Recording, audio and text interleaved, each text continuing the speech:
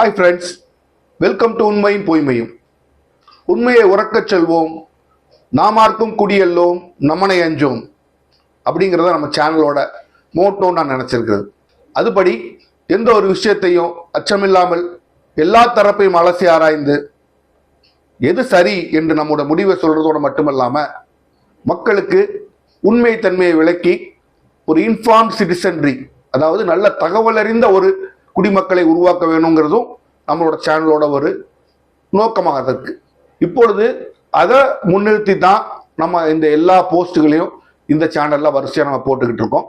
இதனால தான் அரசியல் சம்பந்தப்பட்ட மக்களை பாதிக்கின்ற விஷயங்களை, அன்னாட மக்களுக்கு தேவைப்படுற விஷயங்களை குறித்து அதன் பின்புலத்தில் மறைவான விஷயங்களையும் வெளிச்சத்துக்கு கொண்டு வந்து நம்ம இந்த சேனல்ல போஸ்ட் போட்டுட்டு இருக்கோம்.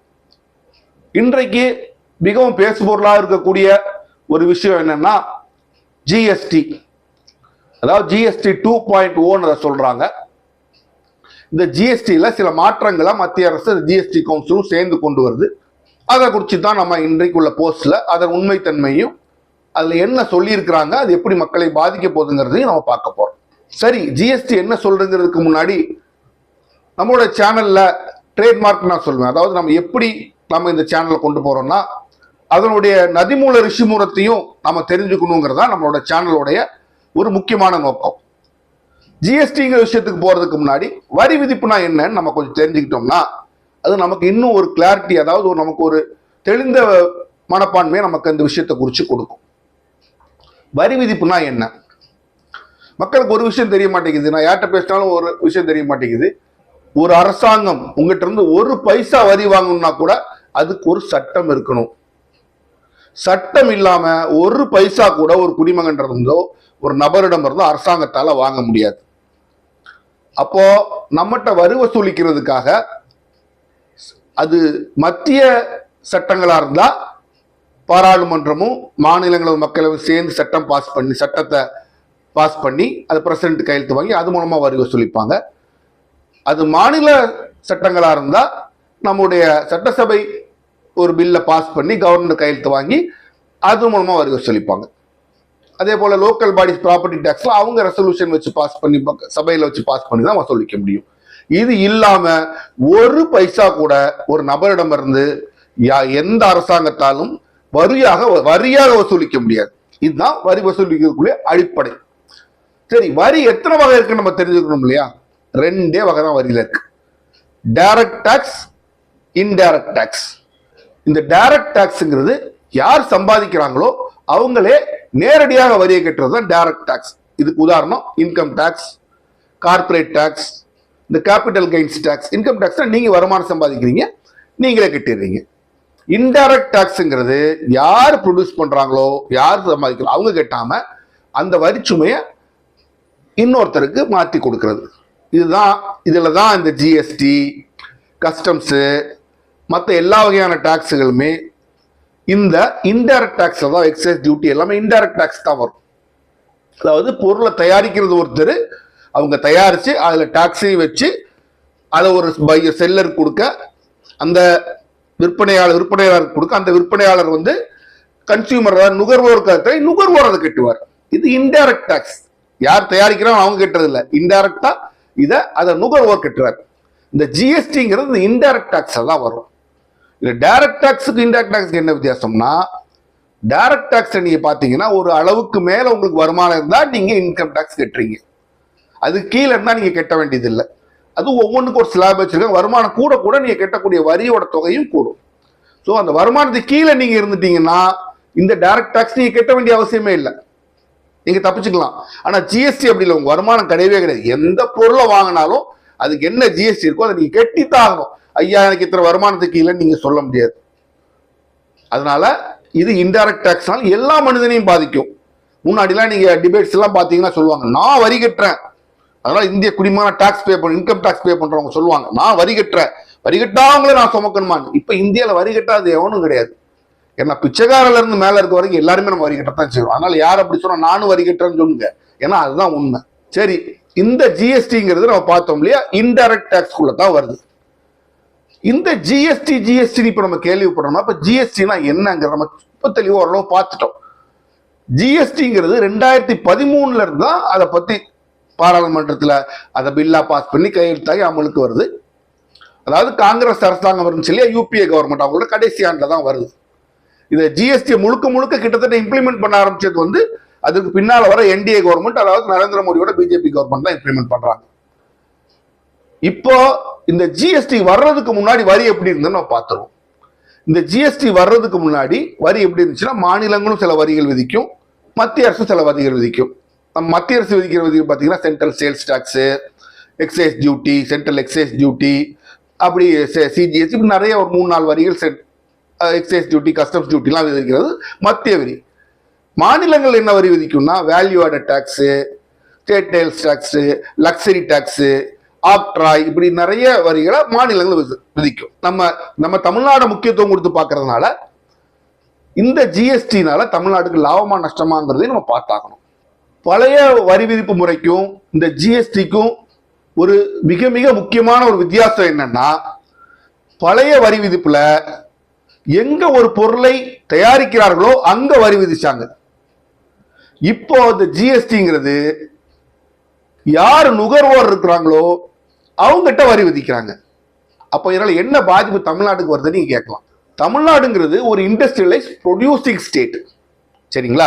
நம்ம இந்தியாவிலேயே அதிக தொழிற்சாலைகள் உள்ள மாநிலம்னா அது தமிழ்நாடு தான். அப்போ தமிழ்நாடு ஒரு ப்ரொடியூசிங் ஸ்டேட், நம்ம கன்சியூமிங் ஸ்டேட்டுங்களோட ப்ரொடியூசிங் ஸ்டேட். அப்போ தமிழ்நாடு அரசு இந்த ஜிஎஸ்டி வர்றதுக்கு முன்னாடி இங்க ப்ரொடியூஸ் பண்ற எல்லா பொருள்கள்லையும் பல்வேறு வரி விதிச்சு தமிழ்நாடு அரசுக்கு ஒரு கணிசமான தொகை வரியா வந்துச்சு. ஜிஎஸ்டி வந்ததுக்கு அப்புறம் எப்படி மாறுதுன்னா, எங்க ப்ரொடியூஸ் பண்றாங்களோ அங்க வரி விதிக்கிறது இல்ல, வரியை வந்து யார் நுகர்றாங்களோ அங்க வரி விதிக்கிறதுனால, இப்ப உதாரணத்துக்கு ஒரு சோப்புன்னு தமிழ்நாட்டில் தயாரிச்சாங்கன்னு வச்சுக்கோங்க, இது இந்தியா முழுசுக்கும் போச்சுனாலும் தமிழ்நாட்டில் வரி விதிச்சிருவாங்க.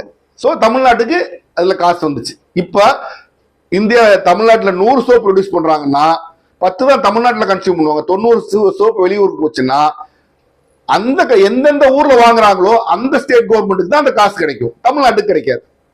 தமிழ்நாட்டில் விற்கிற சோப்புல மட்டும்தான் தமிழ்நாட்டு ஸ்டேட் ஜிஎஸ்டி கிடைக்கும்.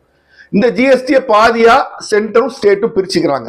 அப்போ நம்மளுடைய மாநிலத்தோட நுகர்ற பொருள்ல மட்டும், நுகர்ற அளவுல மட்டும்தான் நமக்கு ஜிஎஸ்டி கிடைக்குது.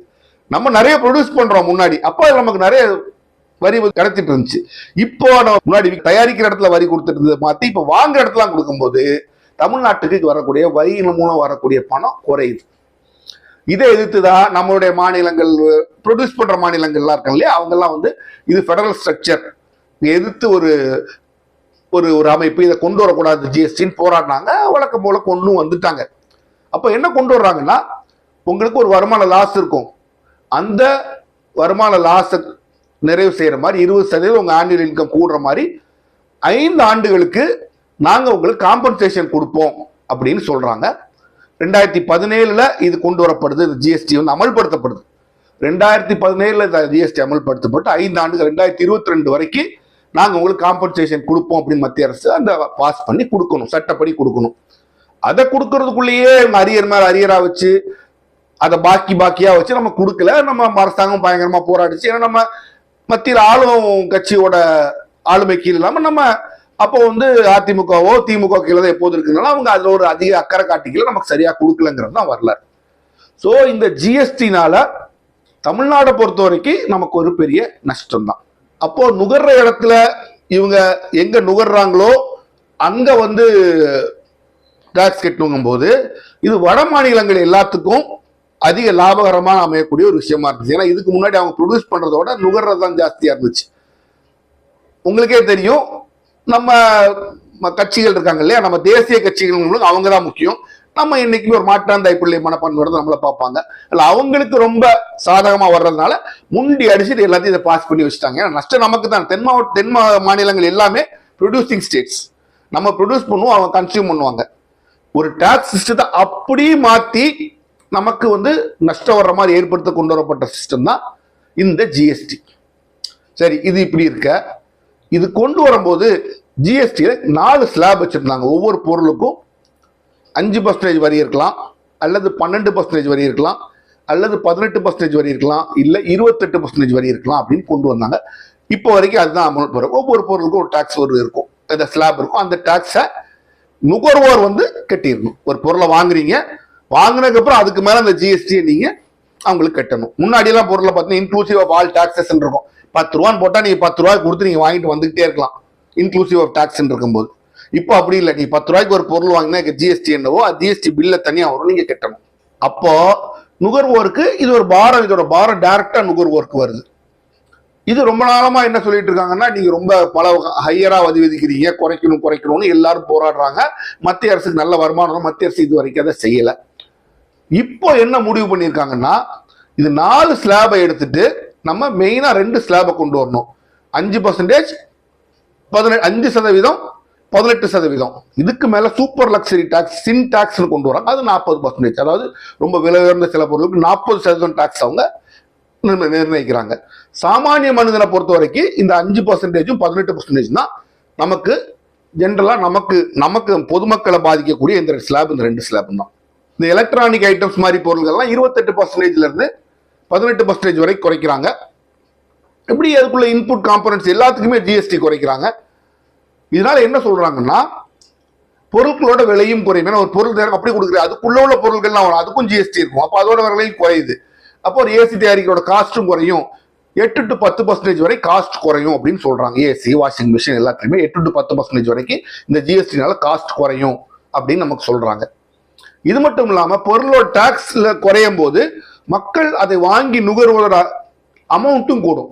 10,000 ரூபாய் டாக்ஸ் கட்டுற இடத்துல நீங்க இப்போ 8,000 ரூபாய் டாக்ஸ் கட்டி 2,000 ரூபாய் குறையுது. அப்போ மக்கள் சந்தோஷமா இன்னும் கொஞ்சம் அந்த பொருட்களை வாங்கி, இது குறிப்பா பண்டிகை காலங்கள்னா அதுக்காக டிமாண்ட், நம்ம மக்கள் அதை வாங்கி நுகரமுடிய எண்ணிக்கையும் கூடும். அதனால வியாபாரம் பெருகி நாட்டோட பொருளாதாரம் வளருங்கிற ஒரு நோக்கத்திலையும் இது கொண்டு வரப்பட்டதா சொல்றாங்க. அப்போ காரை பார்த்தீங்கன்னா காருக்கும் 28%, நிறைய பேர் 10% குறைச்சிட்டாங்க. லக்ஸுரி கார்ஸுக்கு வந்து 40% கூட்டிட்டாங்க. அதாவது இம்போர்ட் ரொம்ப காஸ்ட்லி 1500 சிசிக்கு மேல உள்ள கார்கள்லாம் அவங்க 1500 ஹையர் எண்ட் கார்ஸுக்குலாம் அவங்க அதை 40% ஆக்கிட்டாங்கன்னு சொல்றாங்க. அது பொதுவான மக்களை பாதிக்க போறது கிடையாது. இப்போ இதனால எல்லா பொருள்களோட விலையும் குறையும். விலை குறைஞ்சதுன்னா ஆட்டோமேட்டிக்கா என்ன ஆகும், மக்கள் அதை வாங்கி உபயோகிக்கப்படுத்துற எண்ணிக்கையும் கூடும். இதுதான் அரசாங்கம் இதை 2 ஸ்லாபா ஆக்கி நுகர்வை கூட்டி நம்மளோட பொருளாதாரத்தை வளர்க்கணுங்கிறதுக்காக கொண்டு வந்திருக்கு. நான் ஒரு செகண்ட் இதை யோசிச்சு பார்த்தேன். இது கொண்டு வர்றாங்க, ஆனா அப்போ அந்த விலை குறைப்பு கஸ்டமருக்கு பாஸ் பண்ணணும் இல்லையா, அதாவது நுகர்வோருக்கு அது கிடைக்குமா அப்படின்னா நான் பொறுத்து தான் பார்க்கணும். ஆனா என்னுடைய அனுபவப்படி நான் சிம்பிளான ஒரு விஷயத்த உங்களுக்கு சொல்றேன். எனக்கு தெரிஞ்ச ஒரு விஷயத்த உங்களுக்கு நான் சொல்றேன். இந்த பிரியாணி கடைக்கெல்லாம் போயிட்டு இருக்கீங்களா? ஒரு காலத்தில் 130 ரூபா 140 ரூபா வித்துட்டு இருந்த பிரியாணி வந்து இடையில தக்காளி விலை கூடிருச்சு, வெங்காய விலை கூடிருச்சு, 150 ரூபா 180 ரூபான்னு ஆக்கிட்டாங்க. அதுக்கப்புறம் தக்காளி விலை வெங்காய விலை குறைஞ்சிருச்சு. ஆனா ஏத்தின பிரியாணியோட விலை அதே 180 ரூபாய்க்கு தான் இருக்கு. அதுக்கப்புறம் ஏறிட்டு தான் போச்சே தவிர இறங்கல. எனக்கு தெரிஞ்சு வியாபாரிகள் என்றைக்கும் அந்த பெனிஃபிட்டை நுகர்வோருக்கு பாஸ் பண்றது கிடையாது. சரி பார்ப்போம் இதுல எந்த அளவுக்கு பாஸ் பண்ண போறாங்க அப்படிங்கிற பொறுத்து இருந்தான் பார்க்கணும். ஒரு பொருள் விலை ஏறுச்சுன்னா இறங்குறது கிட்டத்தட்ட சாத்தியமில்லாத விஷயமா தான் இது வரைக்கும் இந்தியாவில இருந்திருக்கு. இவங்க சொல்றாங்க இறங்கும் அப்படின்றாங்க, பொறுத்து இருந்து பார்ப்போம். உண்மையா ஒரு நம்பிக்கை இல்லாத ஒரு குடிமகனா தான் நான் இது உங்ககிட்ட நான் பேசிக்கிட்டு இருக்கேன். செப்டம்பர் 22 அமலுக்கு வருது. நான் அதுக்கு பின்னால என்ன நடக்க போது நம்ம பார்க்கத்தான் செய்வோம். நம்ம ஆட்கள் என்ன பண்ணுவாங்க, ஏன் கவர்மெண்டே தான் பண்ணுது. பெட்ரோல் விலை குறைஞ்சதுன்னா உடனே டாக்ஸை கூட்டி அதே விலையில மெயின்டைன் பண்றாங்க. நீங்க பாக்குறீங்க பெட்ரோல்ல. இப்ப கவர்மெண்டே எப்படி பண்ணும்போது பிரைவேட் காரன் நம்ம கொடுப்பாங்கிறது எனக்கு நம்பிக்கை இல்லை. யார் கொடுக்கலாம், ஏதோ ஒரு பொருளோட சேல்ஸ் ரொம்ப டவுனா இருக்கிறவன் அப்படி கொடுப்பான். ஏற்கனவே பீக்ல மக்கள் நுகர்வோர் நல்லா இருக்கிற பொருள்கள் அப்படி கொடுப்பாங்கிற நம்பிக்கை எனக்கு இல்லை. ஏன்னா நம்ம அரசாங்கம் பண்றதுதான் பிரைவேட் கம்பெனி பண்ண போதோட மோசமா பண்ணுவாங்களே தவிர கண்டிப்பா குறைச்சி பண்ண போறது கிடையாது. என்ன ஆகுது, ரஷ்யால இருந்து பெட்ரோல் வாங்கினா விலை குறையுதுன்றாங்க. ஆனா உங்களுக்கு எனக்கு பெட்ரோல் விலை குறைஞ்சுதா? குறையில, அதே தானே இருக்கு. ஏன்னா டாக்ஸ் மேல டாக்ஸா போட்டு அந்த காசை ஏற்றி வச்சுக்கிறாங்க. அதுதான் இதுலயும் நடக்கும் நான் என் மனசாட்சி எனக்கு நான் நினைக்கிறது. ஆனா ஒருவேளை நான் மாற்றுக்கிறது நான் சொல்றது தவறுங்கிற மாதிரி செப்டம்பர் 22க்கு அப்புறம் வந்தா ரொம்ப சந்தோஷம். ஏன்னா மக்களுக்கு அந்த பெனிஃபிட் பாஸ் ஆகும். இதுல இன்னொரு முக்கியமான விஷயம் என்ன சொல்றாங்க, 2வது ஜிஎஸ்டியில சிமெண்ட்டை வந்து 28%ல இருந்து 18% குறைச்சிருக்கிறாங்க. அப்படி குறைச்சதுனால மக்களுக்கு இந்த கன்ஸ்ட்ரக்ஷன் கம்பெனிஸ் என்ன சொல்றாங்கன்னா 3 to 4.5% எல்லா இதோட விலையும் குறையுன்றாங்க. பார்ப்போம் குறையுதான்னு நம்ம பார்ப்போம். ஏன்னா எனக்கு தெரிஞ்சு ஏறின பொருள் இறங்குனது கிடையாது. இனிமேலாச்சும் இறங்குதான்னு நம்ம பார்ப்போம். அரிசியெல்லாம் 5% தான் இருக்குது. குறிப்பா பார்த்து நிறைய வட இந்திய பொருள்கள், உணவுப் பொருள்களை வந்து அவங்க விலை குறைச்சிருக்காங்க. கிட்டத்தட்ட நில் 0 ஜிஎஸ்டின்னு கொண்டு வந்திருக்காங்க. அல்ட்ரா ஹை மில்க், பன்னீர், அப்புறம் அந்த மாதிரி சில ஐட்டங்கள்லாம் இருக்கு, அதெல்லாம் 0ன்னு கொண்டு வந்திருக்காங்க. காக்ராஸ், நம்கின்ஸ் எல்லாம் வந்து வட இந்தியாவில் அதிகமாக கன்சியூம் பண்றப்போ இதெல்லாம் வந்து 0 ஜிஎஸ்டி கொண்டு வந்துட்டாங்க. அரிசி எனக்கு தெரிஞ்சுன்னு அந்த 5% ஜிஎஸ்டில தான் இருக்கு, குறையல. இந்த மாதிரி மற்ற எல்லா பொருளும் என்னன்னா எல்லா ஃபுட் கன்சியூமர் இதையுமே ஆல்மோஸ்ட் கிட்டத்தட்ட எல்லா ஃபுட் கன்சியூமர் இதுமே 12% இருந்து 18% 5% கொண்டு வந்துட்டாங்க. ஸோ உணவுப் பொருள்கள் அந்த கன்சியூமர் ஐட்டம்ஸ் சொல்லுவாங்க இல்லையா, அது எல்லாமே கொஞ்சம் விலை குறையும், நல்லாவே விலை குறையும். 5% குறையும், நமக்கு விலை குறையணும். அதை அவங்க நமக்கு பாஸ் ஆன் பண்ணணும் தான் நம்ம எதிர்பார்க்கிறோம். அவங்க பாஸ் ஆன் பண்ணுவாங்களா தெரியல. பட் ஜிஎஸ்டி ரேட் அரசாங்கம் குறைச்சிருக்கு. எல்லாத்தையுமே கிட்டத்தட்ட 5% கொண்டு வந்து நிப்பாட்டிட்டாங்க. கார் மாதிரி பொருள்களை கூட 28 18 கொண்டு வந்துட்டாங்க. லோயர் எண்ட் கார்லாம் எல்லாரோட விலை எல்லாம் குறையணும், குறைஞ்சு மக்களுக்கு பெனிஃபிஷியலா அமையணும். பட் அமையுமா அப்படிங்கிறது நம்ம பொறுத்திருந்து தான் பார்க்கணும். அப்போ இந்த ஜிஎஸ்டினால பொதுவா மக்களுக்கு லாபமா நஷ்டமான லாபம் தான். ஏன்னா கிட்டத்தட்ட ஒரு 400 பொருள் கிட்ட வரி குறையுது அப்படின்னு சொல்றாங்க. அரசாங்கம் தன்னால முயன்ற அந்த வரியை குறைச்சி வச்சிருக்கு. ஆனா நான் ஒரு முக்கியமான விஷயம் சொல்லுவேன், இது நீங்க எவ்வளவு குறைச்சிருக்கிறீங்களோ அந்த பெனிஃபிட், அந்த நன்மை மக்களுக்கு போய் சேரணுங்கிறத நீங்க தொடர்ந்து கண்காணிச்சுட்டு வரணும். நாங்க வரியை குறைச்சிட்டோம் அப்படின்னு போட்டு கையை தட்டிட்டு போயிடக்கூடாது. மக்களுக்கு அந்த பெனிஃபிட் குறைச்சா தான் நீங்க வரி குறைச்சால எங்களுக்கு பயன், இல்லைன்னா ஒரு ஆணியை நீ எங்களுக்கு கொடுங்க வேண்டாம். அதே மாதிரி தான் நாங்க கஷ்டப்பட்டுட்டு இருக்கோம். அத மக்களுக்கு அந்த நன்மைகள் போய் சேருதாங்கிறத கண்காணிக்க நீங்க ஒரு கமிட்டி வைக்கணும். ஏன்னா பிசினஸ்மேன் தங்களுக்குள்ள பெனிஃபிட்டை வாங்கிட்டு அதை மக்களுக்கு பாஸ் பண்ணாம திருப்பி அதே விலையில தான் நாங்க இன்னும் தொடர்ந்து கஷ்டப்பட்டு இருந்தோம்னா எங்களுக்கான ஜிஎஸ்டி அதை நாங்க சொல்ல முடியாது. இதை வியாபாரிகளுக்காகவும் கார்பரேட்டுக்காகவும் ஜிஎஸ்டி அதை நாங்க எடுத்துக்க முடியும். அப்போ அவங்க அதை மக்களுக்கு பாஸ் ஆன் பண்றாங்களா, மக்களுக்கு அந்த பெனிஃபிட் போய் சேருதா அப்படிங்கிறத பார்க்க வேண்டிய கடமை இந்த அரசாங்கத்துக்கு இருக்கு. அவங்க அதை செய்வாங்கன்னு நினைக்கிறேன். இதை ஏன் குறிப்பா இந்த சமயத்துல கொண்டு வந்திருக்காங்கன்னா ஒரு சின்ன ஒரு அரசு அது பின்னணி நம்ம பார்த்துடணும். இப்போ அமெரிக்கா நம்ம மேல ஒரு எக்ஸ்ட்ரா 50% டாரிஃப் போடுறாங்க இல்லையா, அப்போ அதனால நம்ம தொழில் பாதிக்கப்படும் அப்படின்னு ஒரு பெரிய நோக்கம் இருக்கு. பாதிக்கப்படத்தான் செய்யும். ஏன்னா நமக்கு அமெரிக்கா ஒரு பெரிய மார்க்கெட், அப்ப இங்க உள்ள தொழில் கொஞ்சம் பாதிக்கப்படும். அப்போ பொருளாதார மந்த நிலை வந்துடக்கூடாது அப்படிங்கும்போது டொமஸ்டிக் கன்சம்ஷன் கூடணுமாங்க. உள்ளூர்ல இருக்கிற வணிகம் நல்லா பெருகுச்சுன்னா அதை கொஞ்சம் குறைக்க முடியும். அதுக்கான ஒரு முயற்சியாகத்தான் இந்த ஜிஎஸ்டி ஸ்லாப் ரிடக்ஷனை இப்ப நான் அதை பாக்குறேன். எது எப்படி இருந்தாலும் பொதுமக்களுக்கு ஒரு விஷயம் கொஞ்சம் பெனிஃபிட்டா வந்துச்சுன்னா அதை நம்ம 100க்கு 100 வரவேற்கிறோம். இந்த ஜிஎஸ்டி 2 ஸ்லாப் ஆக்குனது 100க்கு 100 வரவேற்கிறோம். அதுவும் குறிப்பா ஒரு 400 பொருளுக்கு ஜிஎஸ்டி நீங்க குறைச்சிருக்கீங்கன்னு சொல்லும் போது மத்திய அரசுக்கு நாங்க மிக மிக வரவேற்பு கொடுக்குறோம். மாற்று கருத்தே கிடையாது. ஜிஎஸ்டி கவுன்சில் மத்திய அரசு மட்டுமல்ல எல்லா ஸ்டேட்டும் கொண்டது. இந்த ஜிஎஸ்டி கவுன்சில் இந்த ஒரு செயல்பாடுக்கு நாங்க வரவேற்பு தான் கொடுக்குறோம். ஆனா அதோட மட்டும் நீங்க நிப்பாட்டிடக்கூடாது. அந்த நீங்க எவ்வளவு வரி குறைச்சிருக்கீங்களோ அதே அளவு வரி குறைப்பு அந்த பொருளை மக்களுக்கு போய் சேருதா அப்படிங்கிற நீங்க தொடர்ந்து மானிட்டர் பண்ணணும். நீங்க மேல வரியை குறைச்சிட்டு எங்களுக்கு அதே அளவு தான் பொருள் வந்து சேர்ந்துச்சுன்னா எங்களுக்கு எந்த பெனிஃபிட்டும் இல்லை. ஏன்னா இன்புட் பொருள்கள்னு சொல்லுவாங்களே, ஒவ்வொரு விஷயம் செய்யும் போது ஒரு இன்புட் பொருளுக்கும் ஜிஎஸ்டி குறைஞ்சிருக்கு. அப்ப எவ்வளவு குறைஞ்சிருக்கோ அதுக்கேற்ற மாதிரி எங்களுக்கும் அந்த பொருளோட விலை குறைஞ்சு மக்களுக்கு கிடைக்கிற மாதிரி நீங்க செஞ்சீங்கன்னா எங்களுக்கு அது பலனா இருக்கும். இல்லைன்னா இந்த ஜிஎஸ்டினால பிம்பிளிக்கு பிலாபி மக்களுக்கு எந்த பிரயோஜனமும் போய் சேராது. வழக்கம் போல ஒன்று சொல்லிட்டு அப்படி திரும்பி நடந்து போயிடாதீங்க. அதை மானிட்டர் பண்ணுங்க. மக்களுக்கு அந்த பெனிஃபிட் வந்து சேருதாங்கிறத நீங்க பக்கத்துல இருந்து கண்காணிச்சு அதை மக்களுக்கு உறுதிப்படுத்தி கொடுக்க வேண்டிய கடமை இந்த ஜிஎஸ்டி கவுன்சிலுக்கும் மத்திய அரசுக்கும் இருக்குங்கிறத நீங்க மறந்துடக்கூடாது. இதுதான் இந்த ஜிஎஸ்டி 2.0 உள்ள மிக மிக முக்கியமான நீங்க அரசாங்கங்கள் பொதுமக்களுக்கு எடுத்து செய்ய வேண்டிய உங்களோட மிக மிக முக்கியமான கடமை.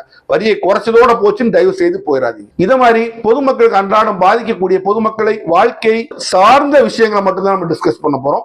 அதன் அரசியல் பின்னணி என்னங்கிறதையும் சொல்லி சட்ட பின்னணி என்னங்கிறதையும் சொல்லி நம்மளோட முடிவு மட்டும் சொல்வதை நிப்பாட்டாமல் உங்கள் எண்ணங்கள் என்னங்க தெரிவிக்கணுங்கிறது சேனலோட மிக முக்கியம். தயவு செய்து இந்த சேனலை சப்ஸ்கிரைப் பண்ணி உங்க மேலான கமெண்ட்களை கமெண்ட் பாக்ஸ்ல பதிவு பண்ணுங்க. மீண்டும் ஒரு முக்கியமான விஷயத்தை எடுத்து அதை இருபுறங்களையும் அரசி ஆராய்ந்து உண்மை தன்மையை அப்பட்டமாக உங்களை சொல்லுவோம்.